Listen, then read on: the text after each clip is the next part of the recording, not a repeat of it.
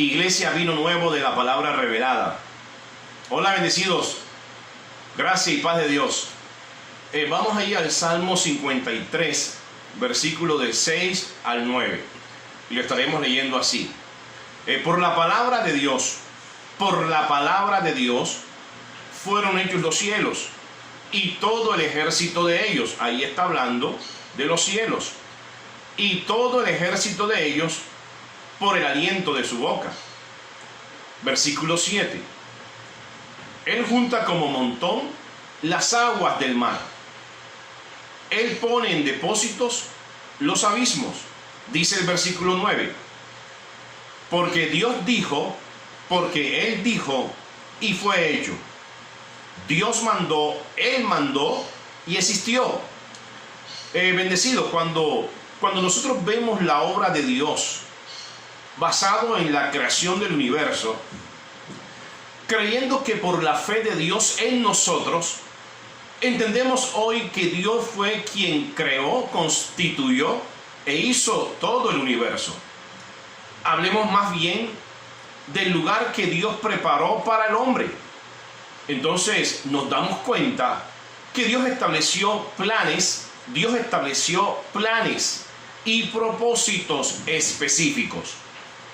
El fin de este mensaje o el mensaje del día de hoy es llevarte al reconocimiento que Dios lo hizo todo con propósitos y todo lo que hizo quedó bien definido.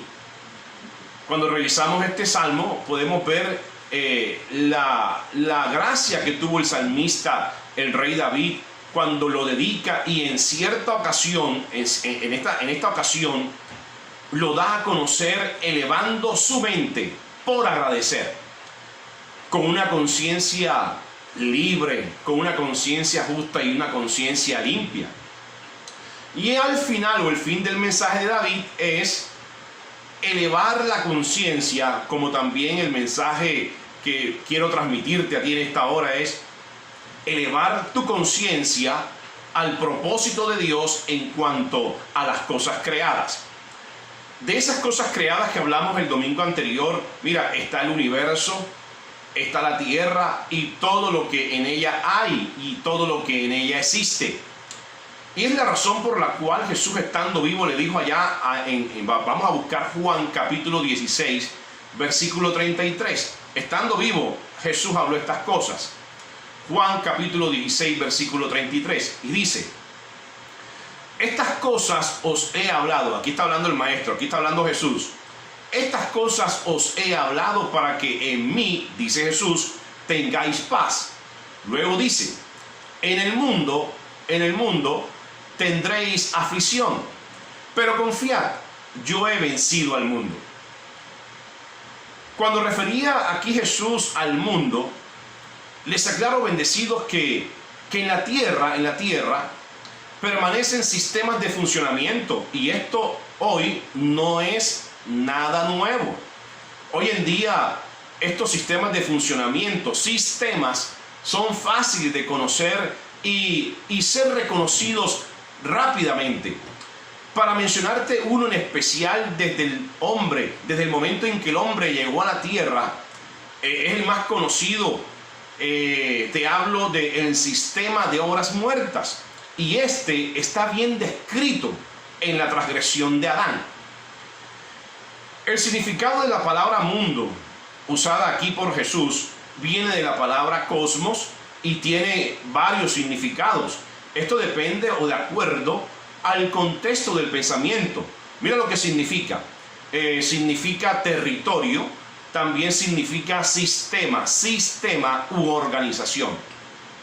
Y puse como ejemplo, hablando de la transgresión de Adán y Eva, este es el más antiguo, este es el sistema de funcionamiento más antiguo y el más conocido, llamado el sistema de justificación por las obras muertas, donde Adán y Eva funcionaron para darle una excusa a Dios por su transgresión, por su desobediencia, cuando dieron lugar al pecado.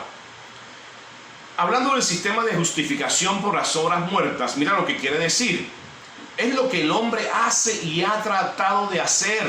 Esto es un patrón que se repite y es continuo en el comportamiento de los hombres. Mira, es lo que el hombre hace y ha tratado de hacer para justificarse. ¿De qué se va a justificar? Bueno, de sus malas acciones o de su desvío, como también de la misma desobediencia y de sus malas decisiones.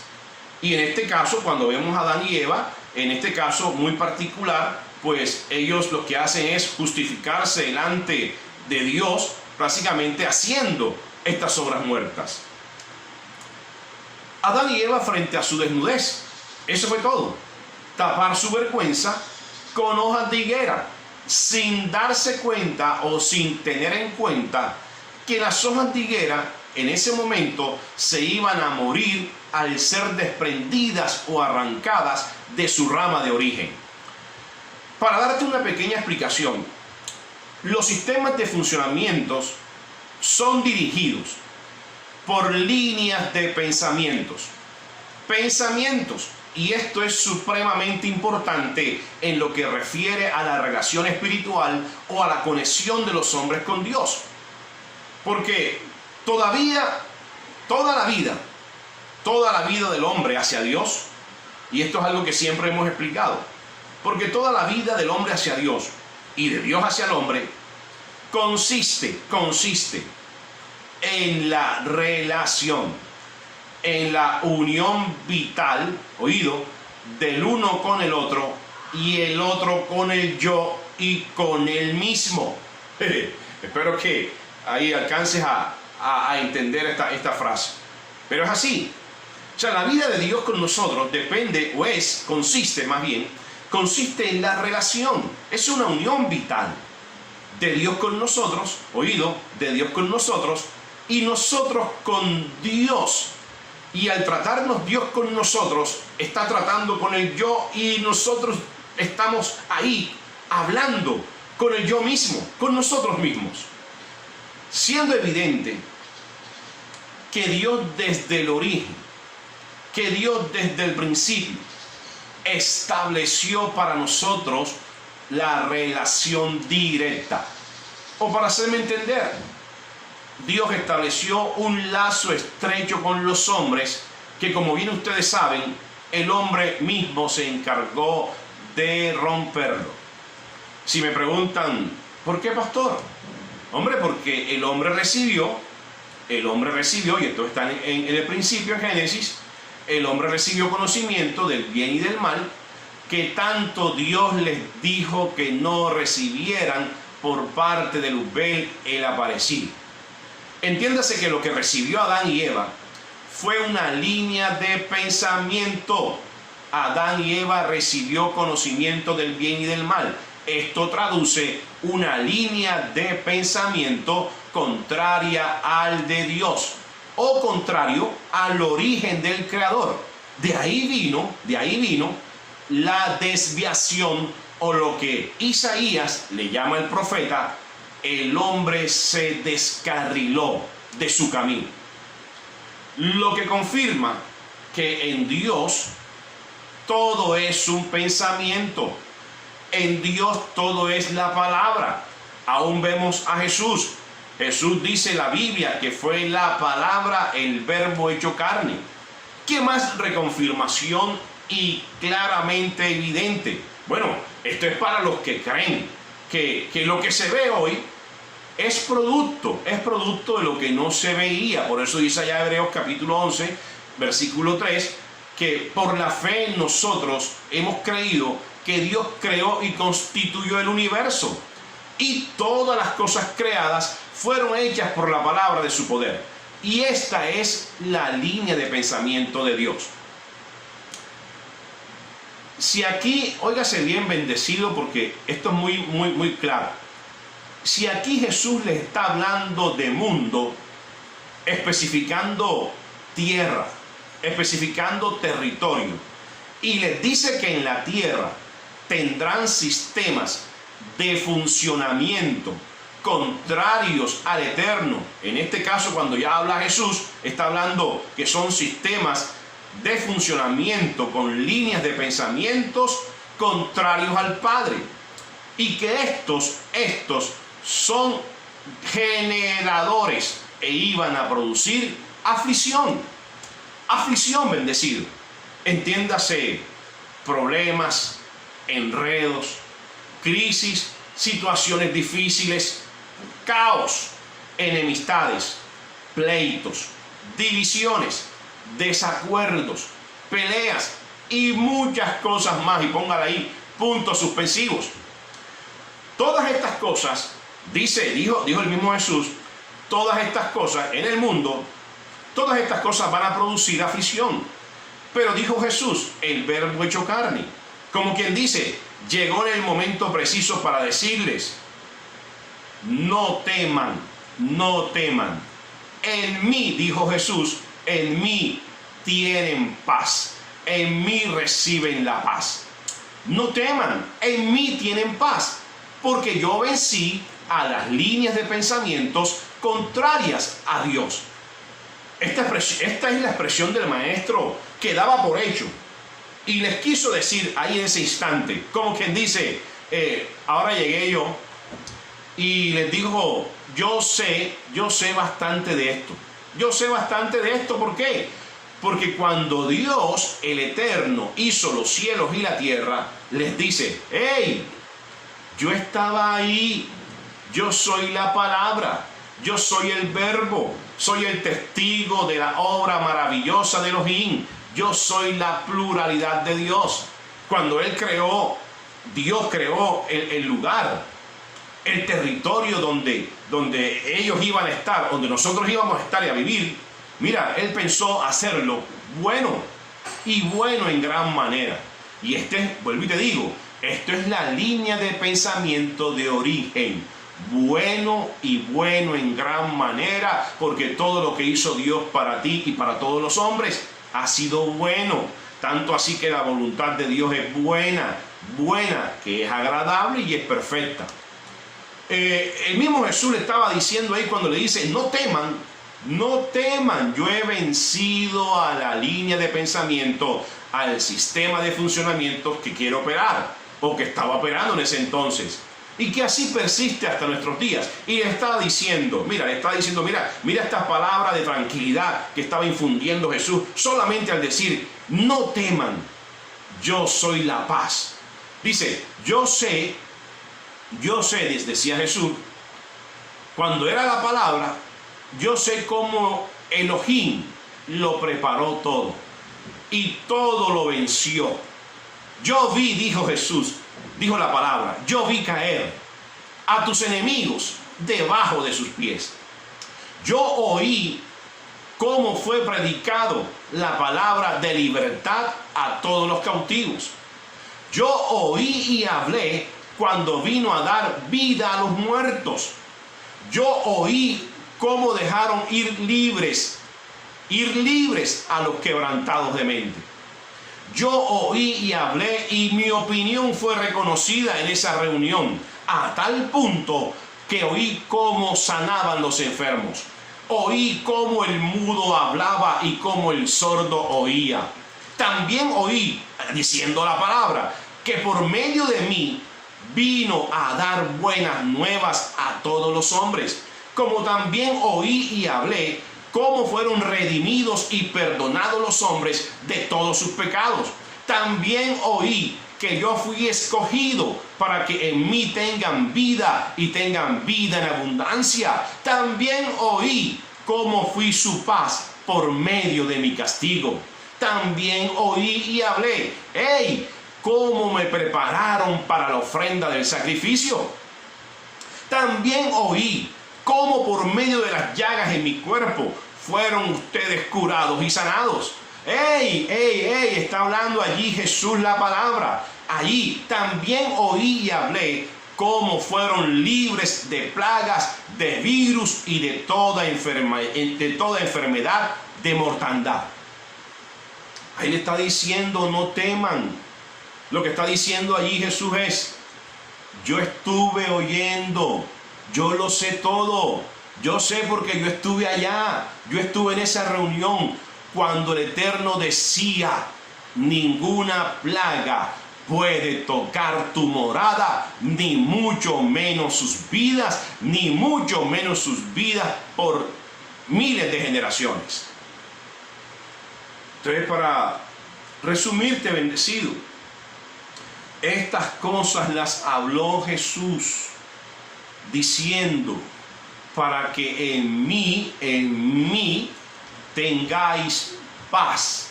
Y luego dice, en el mundo, allí donde ustedes van a estar, donde Dios nos colocó, en el mundo, en el territorio, tendrás aflicciones, porque sin duda alguna siempre habrá un sistema de funcionamiento o sistemas con líneas de pensamientos contrario a la voluntad de Dios. Pero dijo Jesús, en mí tengan paz, porque yo he vencido a esa línea de pensamientos contrario a Dios. La aflicción que menciona Jesús en Juan 16, versículo 33, incluye al hombre y expone al hombre a los procesos, a situaciones y adversidades que pasa una persona durante del proceso. Al final, ¿qué queda? Bueno, al final, ¿qué queda? De las cosas que quedan, para no mencionar todas, es aprender. Aprendimos. Número 2, elevar nuestra conciencia con la mente bien centrada en lo justo. Y en lo que al final, que es lo que Jesús les dijo a sus discípulos, en mí tienen paz, eso es lo que debe producir para ti. Toda situación presente está sujeta a cambios. Y sabemos que detrás de la adversidad llega la paz. Al final del proceso, después del durante, lo que queda es paz y reposo. Por otra parte, que sin discusión alguna, hace parte de la ganancia en los durantes y el fin de los procesos, es crecer y madurar. De hecho, sin buscar el significado de la palabra madurar en ningún diccionario o texto de investigación, pero sí te digo algo, bendecido, basándome en la experiencia, en el conocimiento y el aprendizaje de las personas en medio de los procesos, me ha enseñado que madurar es ver las cosas, y volver a hacer las cosas cuantas veces sea necesario con un mejor sentido. Ahora estuve revisando y tuve en cuenta la definición de la palabra madurez según la Real Academia de la Lengua, y leo para ustedes su significado. El diccionario de la Real Academia Española señala 3 usos del término madurez. Primero, un cierto estado de las frutas. Este es el primero. Primero, un cierto estado de las frutas. Segundo, el juicio o criterio prudente y sensato. Y tercero, la edad de un individuo. Óigase bien, la edad de un individuo que disfruta plenamente de sus capacidades y que todavía no ha alcanzado la ancianidad. O sea que madurez no significa estar anciano o viejo, ¿sí? Y lo traigo a colación porque las 3 definiciones aplican a la vida de una persona y de cómo funciona para vivir dentro de los planes de Dios. Veamos por qué. Oído. La Biblia, según Isaías capítulo 55, el profeta compara la palabra de Dios como una semilla.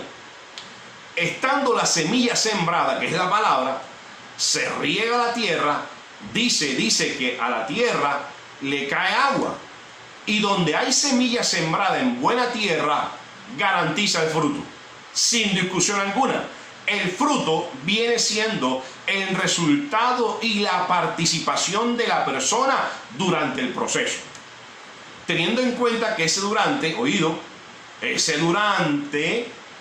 presenta infinitas variables que establecen el depende. Ahí depende el estado emocional, el estado de ánimo, la sensibilidad y la misma situación como tal. Ahora, de la forma como lo pasa la persona, de la forma como lo descifra la persona, así será su resultado. Vamos a la segunda definición. O sea, ya te hablé que la primera definición es que es un estado de una fruta, madurez. Y tiene que ver mucho que la palabra es una semilla, y al sembrar la semilla en buena tierra le cae agua y garantiza fruto.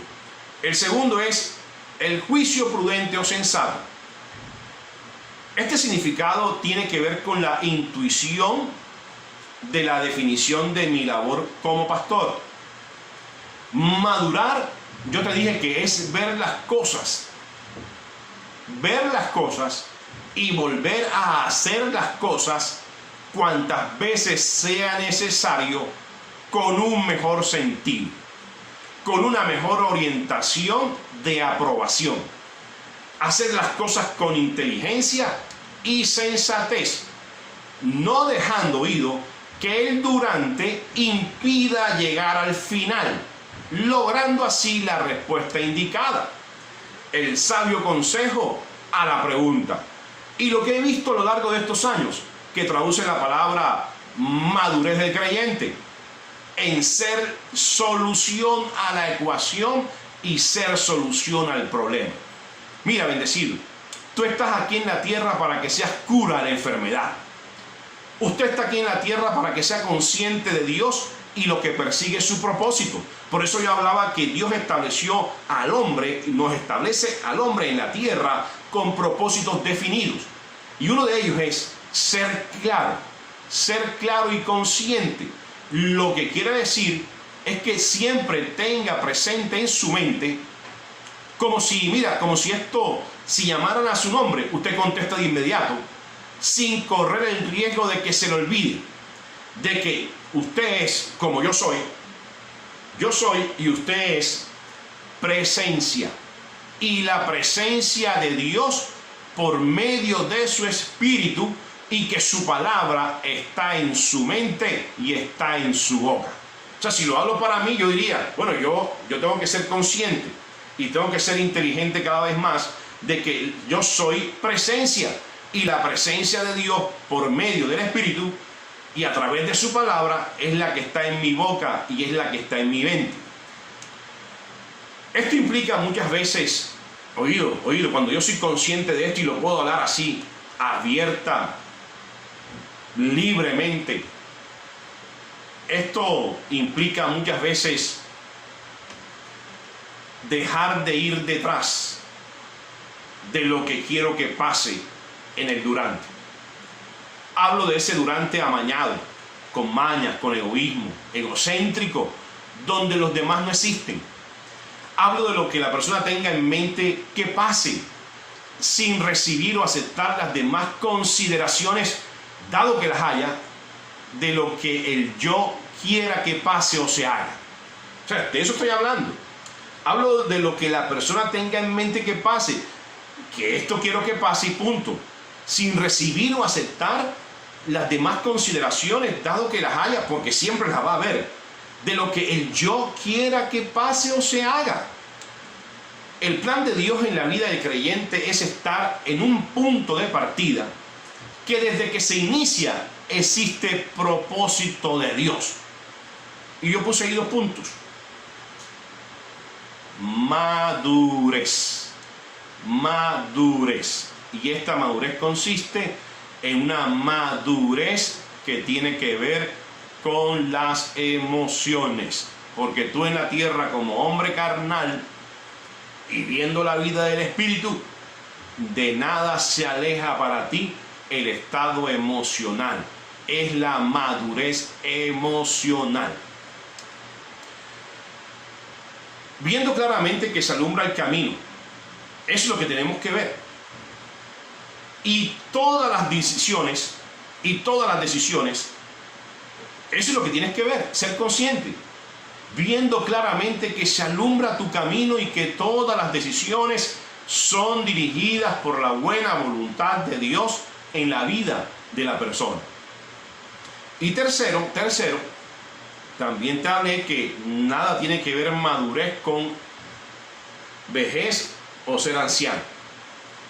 La edad de un individuo que disfruta, voy a leerlo así, la edad de un individuo que disfruta plenamente de sus capacidades y que todavía no alcanzó la ancianidad. Esto es lo que dice la definición de la Real Academia Española. Bueno, este tercero, en la vida del creyente, quiere decir que no hay que esperar al envejecimiento ni la ancianidad para desarrollar las capacidades. O sea, no hay necesidad, hablando en términos espirituales, como creyentes, no hay necesidad de llegar a ser viejo o anciano para desarrollar las capacidades, los talentos, la inteligencia y la sabiduría espiritual que Dios nos ha dado, que guían y orientan al creyente para vivir siendo una mejor persona. Parafraseando lo que dice el Salmo 33, es lo siguiente. Mira lo que dice el salmista. Lo voy a parafrasear. Eleva tu mente, eleva tu conciencia, elévese el júbilo de los justos en alabanza al Señor, porque justo es alabarlo. Mira lo que está diciendo el salmista David. Elévese, incremente, aumente, desarrolle, ejercite, elévese el júbilo, el gozo, la alegría, el contentamiento de los justos en alabanza al Señor, porque justo es alabarlo. Toquen instrumentos de justicia, toquen con arpa y lira alegres melodías de alabanza, canten con júbilo. Ahora veamos el porqué. Dice esto el salmista: porque todas las palabras de Dios son rectas, y cuanto Él hace, más bien lo que ha hecho, merece nuestra confianza. Dios ha amado todo lo justo y bueno, ha llenado la tierra de su tierno amor. Mira, solo bastó a que hablara y se formaran los cielos y todas las galaxias de la tierra. Él hizo los océanos, vaciando las aguas en sus inmensos estanques. Y a continuación leamos el versículo 8. Teman. Y la palabra temor no alude, ni mucho menos implica miedo.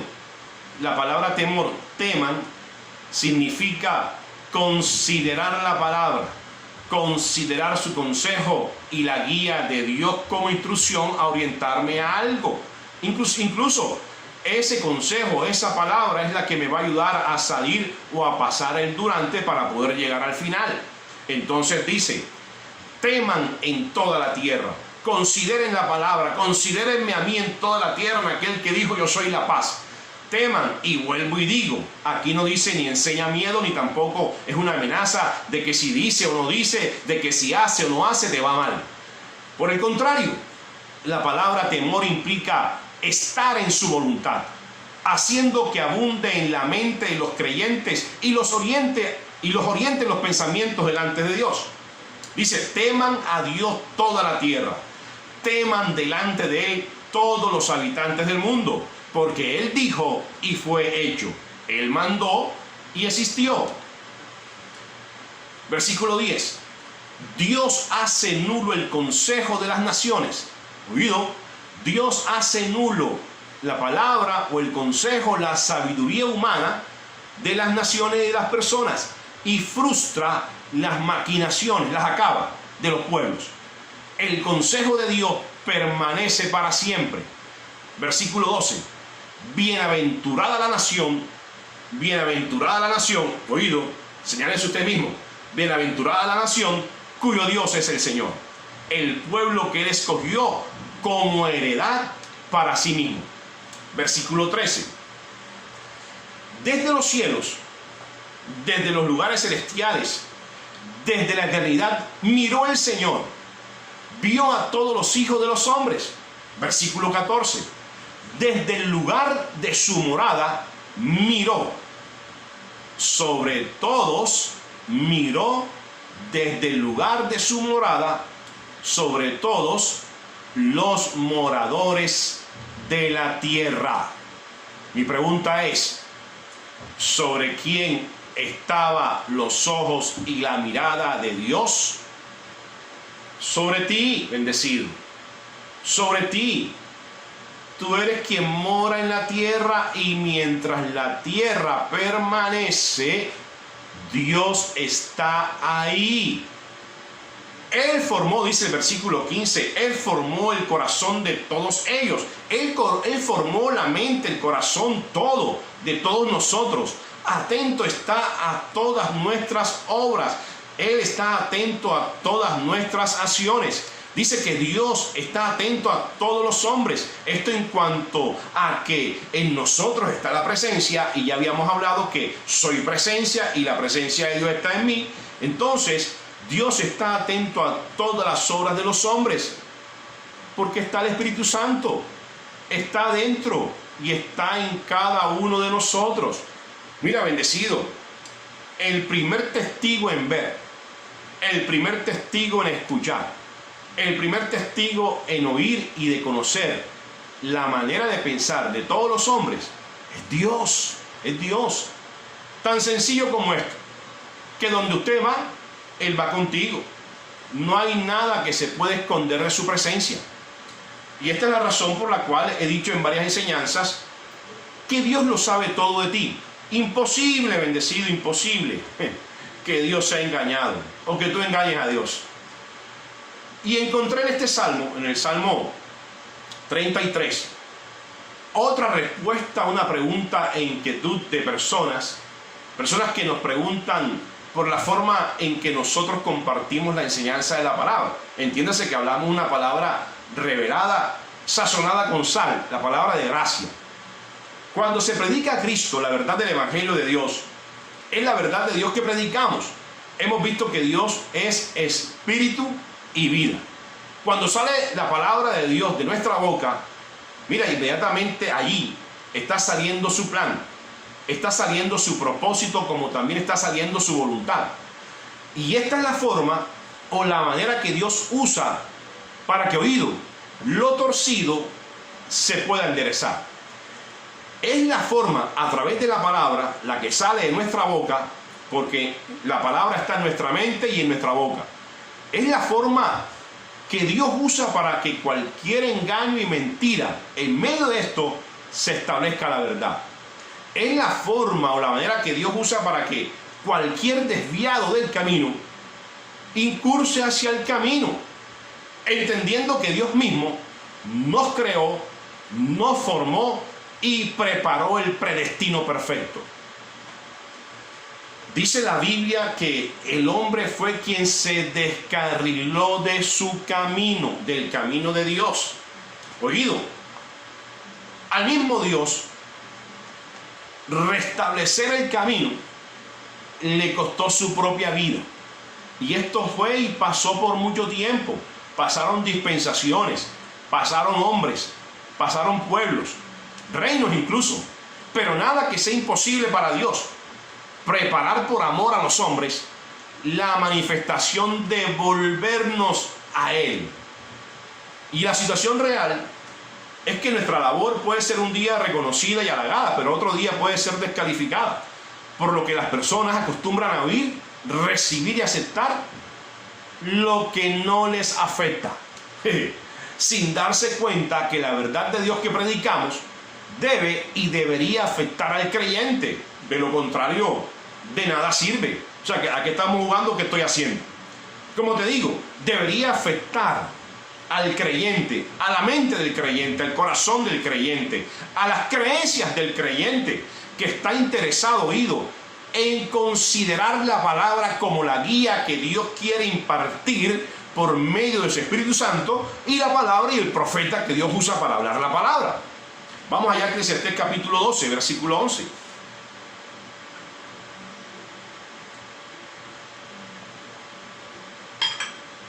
Dice así: las palabras de los sabios son como aguijones, y como clavos hincados son las de los maestros de las congregaciones dadas por un pastor. Volvamos al Salmo 33, que es el que estamos estudiando. Dice el Señor: teman al Señor toda la tierra. Ya sabes que cuando hablo teman, ya sabe usted a qué se refiere. Teman al Señor toda la tierra.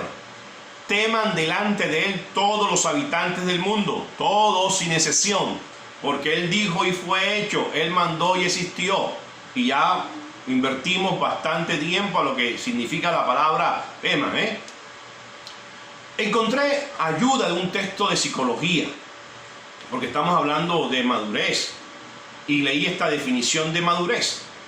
Dice que la madurez de una persona, para la psicología, no encuentra ni hay una edad que asegure haber logrado la madurez emocional. Dice este texto. En concreto, cuando hablamos de madurez emocional, nos estamos refiriendo al hecho de que una persona en cuestión cuenta con un pensamiento y una conducta, tanto sobre sí misma como sobre el resto del entorno, que indiscutiblemente le alejan de cualquier tipo de actitud que se pueda considerar o definir como infantil. En este sentido, dice el texto, las principales muestras de que una persona es madura son, ahora especifica cuáles son las principales muestras de que una persona demuestra madurez emocional. Son la persona que acepta las críticas y las analiza y estudia para mejorar. La persona que sabe controlar sus ataques de mal genio, que siempre acepta las consecuencias de sus actos sin ampararse o justificarse en excusas. La persona que establece que nada es blanco o negro, pues siempre hay un término medio, o que ha superado la fase de envidia y celos por los demás. No obstante, dice el texto, no son las únicas señas de identidad que se emplean para considerar que una persona ya goza de madurez. Así, por ejemplo, también se establece que entre sus virtudes se tienen, oído, encontrar el que escuche de una manera reflexiva, meditando y tolerante las opiniones de las otras personas. Como virtudes, está diciendo el texto, que no busca de modo continuo los defectos en los demás, que no se preocupa de manera innecesaria de las cosas que no puede controlar ni remediar, o que no se impacienta de forma ilógica. Una persona puede encargarse de sí misma gracias a un proceso que se inicia en la adolescencia y que continúa hasta la muerte. En cada individuo el proceso se desarrolla de manera diferente. Todos los sujetos, por otro lado, necesitan algún tipo de apoyo o sostén más allá de su madurez. La madurez, por lo tanto, trasciende a un periodo cronológico y se vincula a una actitud y a un estado de la mente. Una persona incluso puede madurar en ciertos aspectos de su personalidad, pero puede ser en otros no. Varias son las características que se establecen que tienen que tener aquellas personas que ya cuentan con madurez. Mira, que ahora empieza a decir cuáles son las características de ciertas personas que adquieren o cuentan con madurez, hablando de madurez emocional.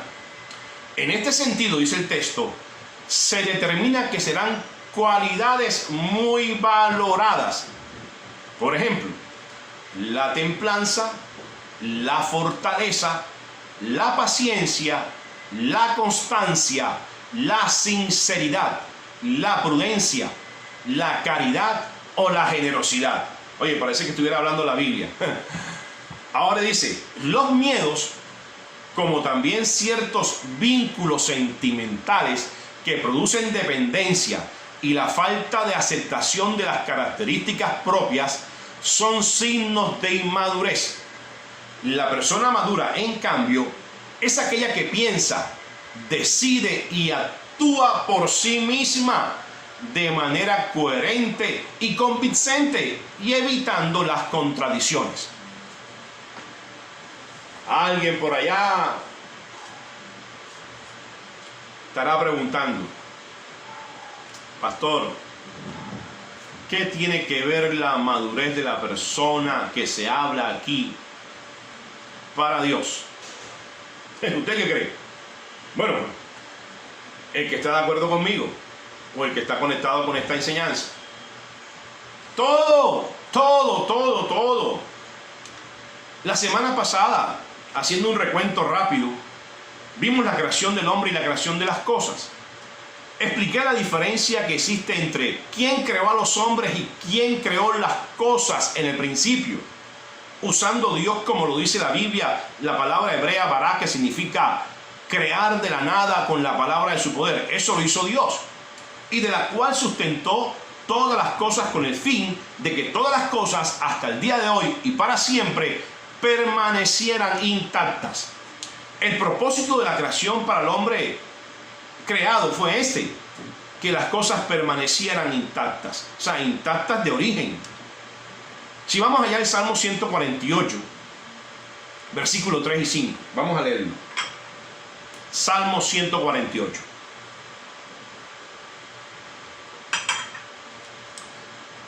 Dice así: los hizo ser eternamente y para siempre.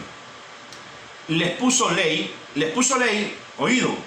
Cuando le dice que los hizo ser eternamente y para siempre, estoy hablando de las cosas creadas. O sea, que Dios quiso que las cosas creadas mantuvieran o se permanecieran, o permanecieran así, intactas de origen. Y para eso Dios mismo les puso una ley o les puso principios para que no sean quebrantados. Y aquí el Salmo está declarando la alabanza de toda la creación al Creador, reconociendo que los hizo ser eternos y para siempre, y que no podrán ser quebrantadas sus leyes y principios. Asimismo, el salmista reconocía la grandeza, la majestuosa y maravillosa creación de Dios, que siempre debía rendirle tributo, honra y alabanza al Creador por las cosas creadas, manifestadas y que hoy estamos recibiendo, y las hemos recibido por gracia, como regalo de Dios. En el libro de los Salmos, repite otra vez el salmista la exaltación de su alabanza y de la adoración a Dios. Óigase bien, la alabanza y la adoración a Dios como el eterno creador de todo, que junto con ellas demuestran las acciones de agradecimiento en el que vivía este salmista David para su deleite. Y esta es la invitación que está haciendo el Espíritu Santo a nosotros. Deleítate a sí mismo en el Señor, deleítate a sí mismo en el eterno creador, como también deleítate en las cosas creadas, porque las cosas creadas fueron para ti, para que tú las pudieras disfrutar. Estos salmos expresan todas las declaraciones en todos y cada uno de los momentos y situaciones de los adoradores, porque alguien que es adorador reconoce y celebra, y muchas cosas es el resultado de los hombres en que quebranta las leyes y los principios de cómo fueron creados. Ahí está el dilema. Y que cuando el hombre quebranta los principios y las leyes de todas estas cosas que fueron para la alabanza y la oración de Dios,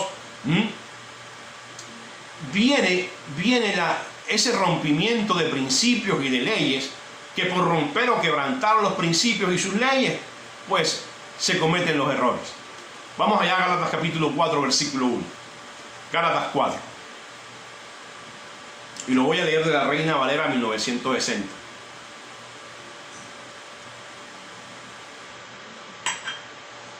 Dice así: pero también digo, está hablando Pablo, entre tanto que el heredero es niño, en nada difiere del esclavo, aunque es señor de todo, sino que está bajo tutores y curadores hasta el tiempo señalado por el Padre. Aquí se está hablando, o Pablo se refiere de alguien que es heredero, de un padre que muere y deja una gran fortuna a un hijo pequeño, pasando por una etapa de la vida, es niño. Dice que nada difiere del esclavo. Lo que quiere decir que mientras ese pequeño no crezca, en la práctica es igual al esclavo, aunque es señor de todo. Oído, versículo 2. Sino que está bajo tutores y curadores hasta el tiempo señalado por el Padre. Lo que está pasando es lo siguiente.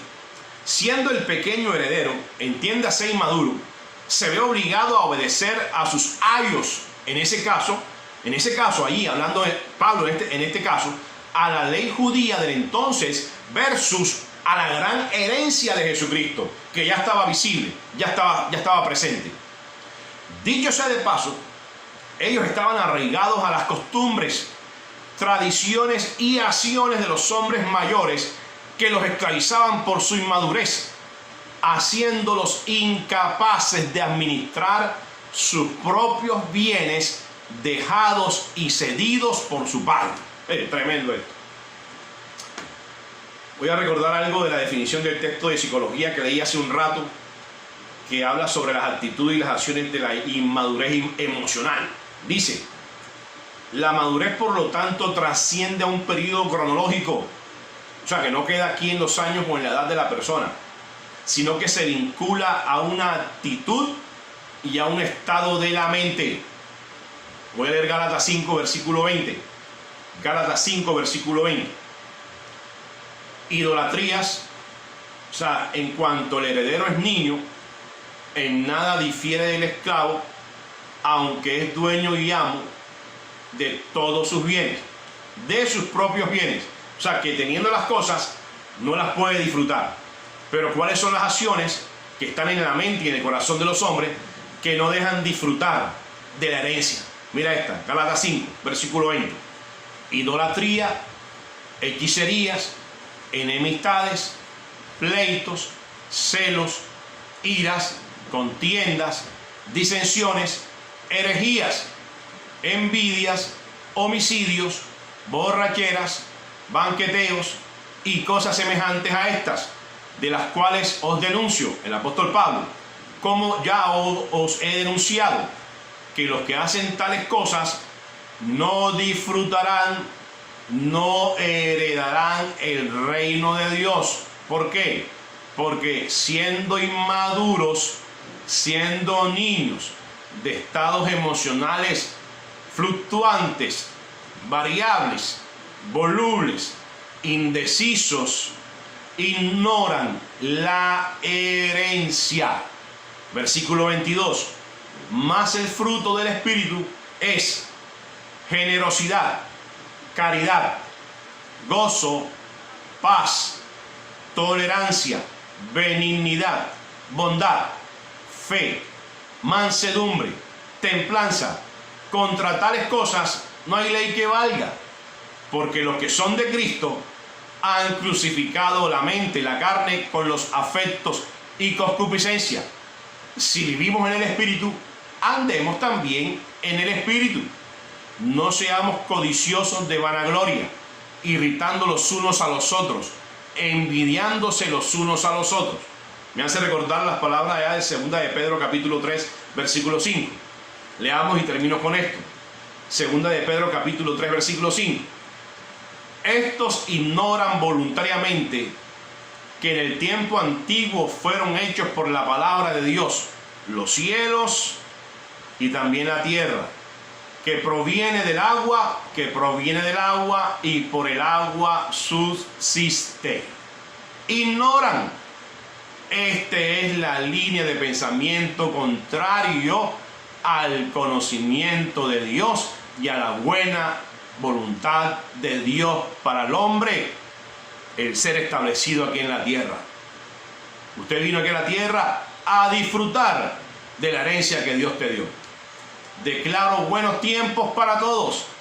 Tú eres un bendecido con toda bendición espiritual en los lugares celestiales con Cristo Jesús. Hasta una próxima vez. Nos vemos.